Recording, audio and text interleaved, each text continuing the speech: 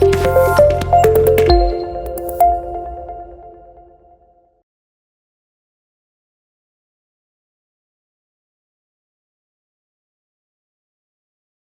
మొదటి ప్రశ్న. వాతావరణంలో అత్యంత సాంద్రత గల ఆవరణం.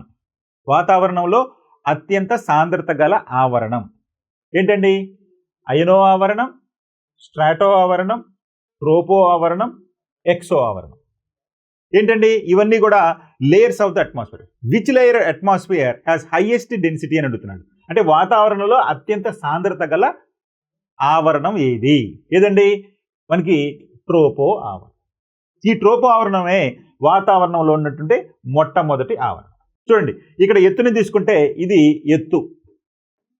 మొదటిది ట్రోపో ఆవరణం, తర్వాత స్ట్రాటో ఆవరణం, ఆ తర్వాత మెసో ఆవరణం, ఆ తర్వాత ఐనో ఆవరణం, ఆ తర్వాత థర్మో ఆవరణం. ఈ విధంగా వాతావరణాన్ని ఎత్తును బట్టి మనం కొన్ని పొరలుగా విభజించడం జరిగింది. వీటిలో అత్యంత సాంద్రత గల పొర ఏదయ్యా అంటే మొదటి పొర అయినటువంటి ట్రోపో ఆవరణం. ఈ ట్రోపో ఆవరణంలోనే వాతావరణానికి సంబంధించినటువంటి సమస్త లక్షణాలు ఉంటాయి. ఓకే అండి, కాబట్టి అత్యంత సాంద్రత గల ఆవరణం ఏంటంటే ట్రోపో ఆవరణం. నెక్స్ట్ రెండవ ప్రశ్న. స్ట్రాటో ఆవరణం ఎంత ఎత్తులో వ్యాపించి ఉంటుంది? స్ట్రాటో ఆవరణం అంటే వాతావరణంలో రెండో ఆవరణం ఎంత ఎత్తులో విస్తరించి ఉంటుంది? 18 కిలోమీటర్ల నుంచి 40 కిలోమీటర్ల ఎత్తు వరకు వ్యాపించి ఉంటుంది. 8 నుంచి 85 కిలోమీటర్ల ఎత్తు వరకు వ్యాపించి ఉంటుంది. 18 నుంచి 50 కిలోమీటర్ల ఎత్తు వరకు వ్యాపించి ఉంటుంది. 8 నుంచి 55 కిలోమీటర్ల ఎత్తు వరకు వ్యాపించి ఉంటుంది. సో వాతావరణంలో రెండో ఆవరణం అయినటువంటి స్ట్రాటో ఆవరణం ఎంత ఎత్తు వరకు విస్తరించి ఉంటుంది? ఎంత ఎత్తు వరకు అండి? మనకి ఇక్కడ 18 కిలోమీటర్ల నుంచి 50 కిలోమీటర్ల ఎత్తు వరకు ఉంటుంది. అయితే ఈ 18 కిలోమీటర్లు అనేది ఎక్కంగా ఉండదండి. మనకి వాతావరణంలో మొదటి ఆవరణమైనటువంటి ట్రోపో ఆవరణం మనకి 8 నుంచి 18 కిలోమీటర్ల ఎత్తు వరకు ఉంటుంది. అంటే ఇది భూమధ్య రేఖ ప్రాంతంలో 18 కిలోమీటర్లు ఉంటే ధ్రువ ప్రాంతాల్లో 8 కిలోమీటర్ల ఎత్తు వరకు ఉంటుంది. ఎందుకని? ఈ యొక్క ట్రోపో ఆవరణం యొక్క మందం ఎక్కడ ఎక్కువగా ఉంటుందంటే భూమధ్య రేఖ ప్రాంతంలో ఎక్కువగా ఉంటుంది. ఎక్కువ ఉష్ణోగ్రత ఉన్న దగ్గర మందం ఎక్కువగా ఉంటుంది. ఉష్ణోగ్రత తక్కువ ఉన్నటువంటి ధ్రువ ప్రాంతాల్లో తక్కువగా ఉంటుంది. అందుకని ఇది ఒకే విధంగా ఉండదు. కానీ స్ట్రాటో ఆవరణం మాత్రం మనకి 50 కిలోమీటర్ల ఎత్తు వరకు విస్తరించి ఉంటుంది. అయితే ఎత్తు కరెక్ట్గా ఉంటుంది, కానీ దాని యొక్క దిగువ భాగం తీసుకుంటే కనుక ఉపరితల భాగంలో ఈ ట్రోపో ఆవరణం అనేది వివిధ రకాలుగా ఎత్తులో ఉంటుంది కాబట్టి ఇక్కడ కొంచెం చేంజెస్ ఉంటుంది. అయినప్పటికీ ఇక్కడ ఉన్నటువంటి ఆప్షన్స్లో మనకి స్ట్రాటో ఆవరణం ఎంత ఎత్తులో ఉంటుందంటే 18 కిలోమీటర్ల నుంచి 50 కిలోమీటర్లు. ఇక్కడ చూడండి 8 కిలోమీటర్ల నుంచి 80 అన్నాడు. ఇక్కడ 50 అన్నట్టు కనుక ఇది కూడా మనకి ఆప్షన్ అయ్యేది. కానీ ఇక్కడ మనకి 85 అన్నాడు కాబట్టి 2 మనకి ఆప్షన్ లేదు. సో మనకి స్ట్రాటో ఆవరణం యొక్క మందం 18 కిలోమీటర్ల నుంచి 50 కిలోమీటర్ల ఎత్తు వరకు విస్తరించి ఉంటుంది ట్రోపో ఆవరణం తరువాత. నెక్స్ట్ మూడవ ప్రశ్న. ఈ కింది ఏ ఆవరణంలో అయనైజేషన్ అనేటువంటి ప్రత్యేక ప్రక్రియ జరుగుతుంది? అయోనైజేషన్ అనే ప్రక్రియ అంటే కొన్ని వాయువులు రసాయన చర్యల ఫలితంగా మరొక వాయువులుగా మారిపోతుంది. అలా అయోనైజేషన్ అనేటువంటి ప్రక్రియ జరుగుతుంది ఈ క్రింది ఏ ఆవరణం? స్ట్రాటో ఆవరణం, ఎక్సో ఆవరణం, థర్మో ఆవరణం, ట్రోపో ఆవరణం. ఏ ఆవరణం అంటే మనకి థర్మో ఆవరణం. ఈ థర్మో ఆవరణాన్నే మనం అయనో ఆవరణం అని కూడా పిలుస్తాం. ఎందుకంటే అయనో ఆవరణం అనేది ఇక్కడ అయోనైజేషన్ అనే ప్రక్రియ జరిగింది కాబట్టి థర్మో ఆవరణంలో దీన్ని అయనో ఆవరణం కూడా అంటారు. కాబట్టి ఏ ఆవరణంలో అయోనైజేషన్ జరుగుతుందంటే థర్మో ఆవరణంలో అయోనైజేషన్ అనేది జరుగుతుంది. ఓకే, నెక్స్ట్ నాలుగో ప్రశ్న. మనకు ఎక్కువ శాతం వర్షాలు ఏ మేఘాల నుంచి వస్తాయి? మనకి వర్షాలు రావాలంటే ఏంటంటే మేఘాలు ఉండాలి. మరి మేఘాలు అనేవి అన్ని మేఘాలు వర్షాన్ని ఇస్తాయి అంటే ఉండవు. సో అన్ని మేఘాలు వర్షాన్ని ఇవ్వవు. అయితే కొన్ని మేఘాలు మాత్రమే వర్షాన్ని ఇస్తాయి. మరి ఆ వర్షాన్ని ఇచ్చే మేఘాలు ఏంటి అని అడుగుతున్నాడు. సిర్రస్ మేఘాలు, స్ట్రాటస్ మేఘాలు, నింబో స్ట్రాటస్ మేఘాలు, స్ట్రాటో క్యూములస్ మేఘాలు. వాస్తవానికి మనము ఎత్తును బట్టి మేఘాలను సిర్రస్ మేఘాలని, ఆల్టస్ మేఘాలని, క్యూములస్ మేఘాలని ఇట్లా పిలుస్తూ ఉంటాం. అయితే మనకి వర్షాన్ని ఇచ్చే మేఘాలు మాత్రం మనకి నింబో స్ట్రాటస్ మేఘాలు. స్ట్రాటస్ మేఘాలు వర్షాన్ని ఇస్తే అందులో నింబో స్ట్రాటస్ మేఘం అనేది అత్యధికంగా వర్షాన్ని ఇస్తుంది. మరి సిర్రస్ మేఘాలు ఏంటివండి? అవి అత్యంత ఎత్తులో ఉండేటువంటి మేఘాలు సిర్రస్ మేఘాలు. ఆ తర్వాత స్ట్రాటస్ మేఘాలు, కానీ ఎక్కువ వర్షాన్ని ఇచ్చేది మనకి నింబో స్ట్రాటస్ మేఘాలు. అదేవిధంగా మరొక మేఘం కూడా ఇస్తుంది, అది క్యుములోనింబస్. క్యుములోనింబస్ అంటే నింబో స్ట్రాటస్, క్యుములోనింబస్ మేఘాలు మనకి అధికంగా వర్షాన్ని ఇస్తాయి. అయితే ఇక్కడ క్యుములోనింబస్ లేదు, నింబో స్ట్రాటస్ ఉంది, కాబట్టి ఇక్కడ నింబో స్ట్రాటస్ మేఘాలు మనకి అధికంగా వర్షాన్ని ఇస్తాయి. నెక్స్ట్ 5వ ప్రశ్న, భూ ఉపరితలం నుండి 90 కిలోమీటర్ల పైన వ్యాపించి ఉన్న ఆవరణాలను ఏమని పిలుస్తారు? భూ ఉపరితలం నుండి 90 కిలోమీటర్ల పైన ఉన్న ఆవరణాన్ని ఏమని పిలుస్తారు? ఏమని పిలుస్తారండి? ప్రత్యేక ఆవరణం, విరుద్ధ ఆవరణం, క్షితిజ ఆవరణం, పైవేవి కాదు. ఏమంటారండి? 90 కిలోమీటర్ల కంటే ఎక్కువగా ఎత్తులో ఉన్నటువంటి ఆవరణాలను మనకి విరుద్ధ ఆవరణము అని పిలుస్తారు. ఎందుకని విరుద్ధ ఆవరణం అని పిలుస్తారంటే, అసలు 90 కిలోమీటర్ల తర్వాత ఏ ఆవరణాలు ఉంటాయి అంటే, మొదటగా ఉండే ఆవరణం ట్రోపో ఆవరణం, ఆ తర్వాత స్ట్రాటో ఆవరణం, ఆ తర్వాత మెసో ఆవరణం. దాదాపు 85 కిలోమీటర్ల ఎత్తు వరకు ఉంటుంది మెసో ఆవరణం. మెసో ఆవరణం తర్వాత థర్మో ఆవరణం లేదా ఐనో ఆవరణం ఉంటుంది. అక్కడ వాయువుల యొక్క మిశ్రమం అనేది పూర్తిగా చేంజ్ అవుతుంది. అంటే మనకి వాతావరణం యొక్క దిగువ పొరల్లో మనకి ఏముంటుందండి? నైట్రోజను, ఆక్సిజను, కార్బన్ డైఆక్సైడ్, క్రిప్టాను, ఇవన్నీ చిన్న తక్కువ పరిమాణం, అంటే నైట్రోజన్, ఆక్సిజన్ ఎక్కువగా ఉండి మిగిలిన చాలా తక్కువ పరిమాణంలో ఉంటాయి. ఇవి జీవరాశి మనుగడగా కావాల్సినటువంటి సౌలభ్యాన్ని కలిగిస్తాయి. కానీ వాతావరణంలో ఎత్తు పెరిగే కొద్దీ, ప్రత్యేకంగా ఈ 90 కిలోమీటర్ల పైన తర్వాత నైట్రోజన్, ఆక్సిజన్ అనేవి క్రమంగా తగ్గిపోయి వాటి స్థానంలో హైడ్రోజను, హీలియము ఇట్లాంటి వాయువులన్నీ పెరుగుతూ ఉంటుంది. కాబట్టి ఈ ఆవరణాల్లో 90 కిలోమీటర్ల తర్వాత ఉన్నటువంటి ఆవరణాన్ని విరుద్ధ ఆవరణము అంటారు. అంటే మనకి దిగువ ఉన్నటువంటి ఆవరణానికి విరుద్ధంగా ఉండేది కాబట్టి దాన్ని విరుద్ధ ఆవరణము అని చెప్పి అన్నారు. అది వాతావరణంలో 90 కిలోమీటర్ల కంటే ఎక్కువ ఎత్తులో ఉంటుంది. నెక్స్ట్ 6వ ప్రశ్న, మెసో ఆవరణాన్ని, థర్మో ఆవరణాన్ని వేరు చేసే పొర ఏది? మెసో ఆవరణాన్ని, థర్మో ఆవరణాన్ని వేరు చేసే పొర ఏది? Stratopause, మెసోపాజ్, tropopause, థర్మోపాజ్.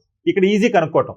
అంటే ఏదైతే వేరు చేస్తుందో దాన్ని పాస్ అని చెప్పి అంటాం. సో అట్లాగ చూసుకుంటే మెసో ఆవరణాన్ని, థర్మో ఆవరణాన్ని వేరు చేస్తుంది మెసోపాజ్. Okay right. ఇక్కడ చూడండి, మెసో ఆవరణాన్ని, థర్మో ఆవరణాన్ని. మెసో ఆవరణం ఏదండి? ఇది మెసో ఆవరణం. థర్మో ఆవరణం ఏదండి? ఇది థర్మో ఆవరణం. దీన్ని ఐనో ఆవరణం అంటారు కూడా చెప్పుకున్నాం. అయితే ఈ రెండింటిని వేరు చేసేటువంటి ఈ సన్నని పొరని ఏమన్నారంటే మెసోపాజ్ అన్నారు. స్ట్రాటోపాజ్ ఎక్కడుందండి? స్ట్రాటోపాజ్ అనేది స్ట్రాటో ఆవరణాన్ని, మెసో ఆవరణాన్ని వేరు చేస్తున్న సన్నటి పొరని స్ట్రాటో ఆవరణం. మరి ట్రోపోపాజ్ అంటే ఏంటండి? ట్రోపో ఆవరణాన్ని, స్ట్రాటో ఆవరణాన్ని వేరు చేసే సన్నని పొరని. అర్థమైందండి? ఈ రెండు ఏదైతే దిగువ పొర నుంచి ఎగువ పొరను వేరు చేస్తుందో దానిని దిగువ పొర పేరుతోటే పాస్ అని చెప్పి పిలుస్తూ ఉంటారు. సో ట్రోపోపాజ్ అనేది స్ట్రాటో ఆవరణానికి, ట్రోపో ఆవరణానికి మధ్య ఉంటుంది. స్ట్రాటోపాజ్ అనేది మెసో ఆవరణానికి, స్ట్రాటో ఆవరణానికి మధ్య ఉంటుంది. మెసోపాజ్ అనేది ధర్మో ఆవరణానికి, మెసో ఆవరణానికి మధ్యలో ఉంటుంది. మన అడిగాడు కదా, ఆవరణాన్ని, మెసో ఆవరణాన్ని, ధర్మో ఆవరణాన్ని వేరు చేసిన పొర ఏదంటే మెసోపాజ్. ఓకే. నెక్స్ట్ 7వ ప్రశ్న, ప్రస్తుతం ఉన్న వాతావరణం ఎన్ని సంవత్సరాల క్రితం ఏర్పడి ఉండవచ్చునని శాస్త్రవేత్తలు భావిస్తున్నారు? ప్రస్తుతం ఉన్నటువంటి వాతావరణం ఎన్ని సంవత్సరాల క్రితం ఏర్పడి ఉండవచ్చునని శాస్త్రవేత్తలు భావిస్తున్నారు. అదేంటండి? భూమి ఎప్పుడుంటే అప్పటి నుంచి కదా వాతావరణం ఏర్పడిందంటే కాదు. భూమి ఏర్పడిన తర్వాత కొంతకాలానికి వాతావరణం అనేది ఉద్భవించడం ప్రారంభమైంది. ఈ వాతావరణం ఉద్భవించి ప్రస్తుతం ఉన్న స్థితికి రావడానికి కూడా కొన్ని వేల కోట్ల సంవత్సరాలు పట్టింది. అయితే అది ఎప్పటి నుండి అయ్యి ఉండొచ్చు అని శాస్త్రజ్ఞులు భావిస్తున్నారు అంటే సుమారు 200 మిలియన్ సంవత్సరాలు, సుమారు 140 మిలియన్ సంవత్సరాలు, సుమారు 400 మిలియన్ సంవత్సరాలు, సుమారు 580 మిలియన్ సంవత్సరాలు. ఎన్ని సంవత్సరాల క్రితం ప్రస్తుతం ఉన్నటువంటి వాతావరణం ఏర్పడింది అనుకున్నారండి?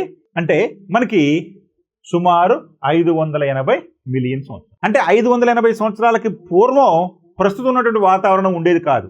అంటే ప్రస్తుతం ఉన్నటువంటి వాతావరణం ఉండేది కాదు కాబట్టి అప్పుడు వృక్షాలు, జంతువులు అని కూడా ఉండేది కాదు. అర్థమైందా? ఎందుకని? ప్రస్తుతం ఉన్నటువంటి వాతావరణం ఏర్పడిన తర్వాతే క్రమంగా జీవరాశి అనేది మనుగడ సాగించడం అనేది జరిగింది భూ ఉపరితలం మీద. అర్థమైందా? కాబట్టి 580 మిలియన్ సంవత్సరాలు అనేది రైట్ ఆన్సర్. నెక్స్ట్ 8వ ప్రశ్న, మానవ శరీరంపై ప్రతి సెంటీమీటర్కు ఎన్ని కిలోగ్రాముల వాతావరణం బరువు మోపుతుంది?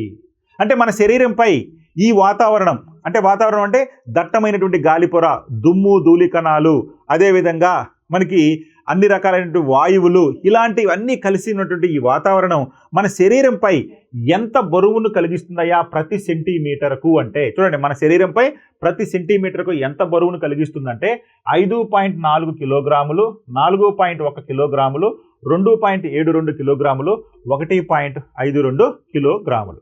అంటే ఎంత బరువు కలిగిస్తుందంటే ప్రతి సెంటీమీటర్కు మానవ శరీరం మీద ఈ వాతావరణం యొక్క బరువు లేదా ఒత్తిడి అనేది ఎంత కలుగు చేస్తుందయ్యా అంటే మనకి 2.72 కిలోగ్రాములు. ఇలా దాదాపు 20 టన్నుల వాతావరణ బరువు అనేది ప్రతి మనిషి మీద కలిగిస్తుంది. సో చూడండి, అంటే వాతావరణం యొక్క ఎంత బరువును మనం మోస్తున్నామయ్యి అంటే మన ఆకారాన్ని బట్టి మనము దాదాపు 20 టన్నులు. ఇలా తీసుకున్నప్పుడు ప్రతి సెంటీమీటర్కు ఎంత బరువు కలిగిస్తుందయ్యా అంటే 2.72 కిలోగ్రాముల బరువు కలిగిస్తుంది. అంటే వాతావరణం ఉన్నటువంటి బరువు మన మీద ఒత్తిడి కలుగజేస్తుంది, ఇది మనకు తెలుసు. మరి ఆ ఒత్తిడి ఎంత అయ్యా అంటే ప్రతి సెంటీమీటర్కు 2.72 కిలోగ్రాములు లేదా ప్రతి మనిషి మీద 20 టన్నుల వాతావరణ బరువు అనేది కల్పిస్తుంది. ఓకే, నెక్స్ట్ 9వ ప్రశ్న. ప్రతి మానవుడు ఎంత మొత్తంలో వాతావరణ బరువును మోస్తున్నాడు? ఇప్పుడు చెప్పుకున్నాం మన ఎక్స్ప్లెనేషన్లో. ప్రతి మానవుడు ఎంత మొత్తంలో వాతావరణ బరువును మోస్తున్నాడు? 20 టన్నులు, 10 టన్నులు, వారి బరువుకు సమానమైన దానిని, లేదా 1 టన్ను. ఎన్ని టన్నుల బరువు వాతావరణ బరువు మోస్తున్నామండి మనం అంటే 20 టన్నుల వాతావరణ బరువును మనం మోస్తాం. అంటే ప్రతి మనిషి తనకు తెలియకుండానే వాతావరణానికి సంబంధించినటువంటి 20 టన్నుల బరువును మోస్తూ ఉన్నాడు. కాబట్టి 20 టన్నులు రైట్ ఆన్సర్. నెక్స్ట్ 10వ ప్రశ్న. భారమితిలోని పాదరస మట్టం ఒక్కసారిగా పడిపోవటం దేనిని సూచిస్తుంది? భారమితిలోని పాదరస మట్టం ఒక్కసారిగా పడిపోవటం దేనిని సూచిస్తుంది? ఇందుకు భారమితి అంటే ఏంటండి? భారమితి అంటే మనకి ఇంగ్లీష్లో దీన్ని బ్యారోమీటర్ అంటారు. బ్యారోమీటర్ తెలుగులో భారమితి అని. భారమితి అనేది దేనికి ఉపయోగిస్తారండి?